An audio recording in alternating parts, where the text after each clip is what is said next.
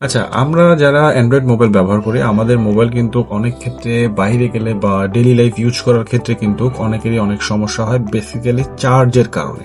আসসালামু আলাইকুম এভরিওয়ান, কি অবস্থা সবাই? আমার নতুন চ্যানেলে সবাইকে স্বাগতম।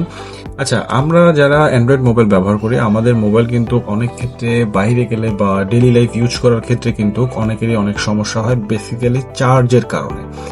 এখন আমি এই চার্জটা ভালো একটা ব্যাকআপে নিয়ে আসবো কিভাবে? আপনি তো সারাদিন ধরেন অফিস করেন বা কোথাও বাইরে গেলে সবসময় তো আর গেম খেলেন না। তাহলে সেক্ষেত্রে আমরা যারা স্মার্টফোন ব্যবহার করি তারা যদি চাই তাহলে আমাদের কিন্তু ব্যাটারি কনজিউমসটা একটু কমিয়ে নিয়ে আসতে পারি। যে আমাদের সারাদিন ডেইলি লাইফে আমি যদি মোবাইল ডেটা দিয়েও যদি ফোন চালাই, সেক্ষেত্রে আমার ফোনের ব্যাটারি ব্যাকআপটা বেশ ভালো থাকবে। সেক্ষেত্রে আমরা প্রথমত একটা কাজ করবেন হচ্ছে, আপনি আপনার ফোনের সেটিংয়ে চলে যাবেন। অবশ্যই গিয়ে দেখবেন যে ডিসপ্লে সেটিংয়ে যে আপনার ব্রাইটনেস, এটা অ্যাডাপটিভ ব্রাইটনেস আপনি এটা দিয়ে রাখতে পারেন। এটা আমি পার্সোনালি ব্যবহার করি, কারণ রুমের ভিতরে আসলে আমার প্রয়োজন মতন আলো কমে যায়, আবার বাইরে গেলে আলো বেড়ে যায়। আর ডার্ক থিম এটা ব্যবহার করবেন অবশ্যই। ডার্ক থিমটা ব্যবহার করলে হবে কি, আপনার ফোনের পারিপার্শ্বিক যে চার্জটা যে ড্রেইন করবে লাইট মোডের থেকে অনেক তুলনায় অনেক কম।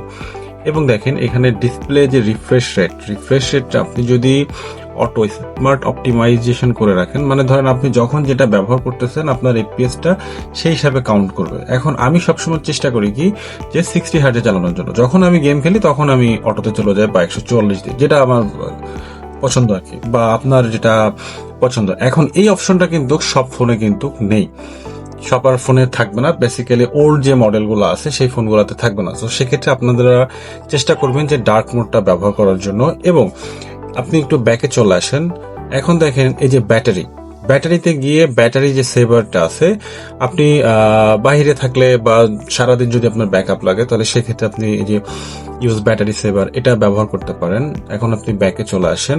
এখন আপনার যে ব্যাটারি ইউজেস বা ম্যানেজ ব্যাকগ্রাউন্ড অ্যাপস, তারপরে optimize charging, overcharge protection, adaptive battery, এইগুলা কিন্তু এখন নতুন যে মডেলগুলো আসতেছে এগুলা অপশনগুলো দিচ্ছে, কিন্তু পুরাতন যে ওল্ড ডিভাইস আছে সেগুলোতে কিন্তু দিচ্ছে না। তাহলে সেক্ষেত্রে আপনি চাইলে ব্যাটারি সেভারটা চালু রাখতে পারেন। তাহলে সেক্ষেত্রে আপনার ব্যাটারিটা একটু কম ফুরাবে, আপনার সারাদিন মোটামুটি চলে যাবে। আপনি যদি সকাল 6টা বা 7টা থেকে বাসা থেকে বের হয়ে অফিস শেষ করে বা ক্লাস শেষ করে বা কোনো কাজকর্ম শেষ করে আপনি যদি বাসায় ফিরতে পারেন, তাও যদি ফোনে 20-25% বা 30% চার্জ থাকে, গুড আপনার। এখানে আরেকটা কথা আছে, সেটা হচ্ছে আপনার এই যে battery saver, battery uses, manage background app. এখানে আপনি যদি ম্যানেজ ব্যাকগ্রাউন্ড অ্যাপে যান, এইখানে দেখেন একটা অপশন আসছে যে always allow, don't allow, smart use. এখন আপনি স্মার্ট ইউজটা আপনি কিভাবে করছেন? এখন ধরেন আপনি এই যে ডোন্ট অ্যালাউ, মানে আমি এগুলোতে দিয়েছি যে এগুলোতে আমি যখন ঢুকবো শুধু তখনই এগুলার হচ্ছে চার্জটা ড্রেন করবে। আর স্মার্ট ইউজ যেটা আছে এটাতে হচ্ছে আমার ধরেন কমপ্লিটলি যেগুলো সবসময় আমার প্রয়োজনে লাগতেছে, ঠিক আছে, ধরেন আমার ব্যাকগ্রাউন্ড অ্যাপ বা ব্যাকগ্রাউন্ড ব্যাটারি এটা কনজিউম করবে, এটা সমস্যা নাই, মানে এগুলো আমার প্রয়োজন হয় যার ফলে আমি এগুলো ব্যবহার করি। যার যার মতন সে সেটা ব্যবহার করতে পারেন। এখন এই অপশনটা, এই মেথডটা অনেকের ফোনে নাও থাকতে পারে। সেক্ষেত্রে আপনি করবেন কি, এই যে ব্যাটারি ইউজেস যেটা আছে, মানে এই চারটা তো মোটামুটি সবার ফোনেই থাকে, ওল্ড ডিভাইস হোক নতুন ডিভাইস হোক। এখন এখান থেকে আপনি এই যে মেসেঞ্জার, ধরেন সাপোজ মেসেঞ্জারে আমি গেলাম।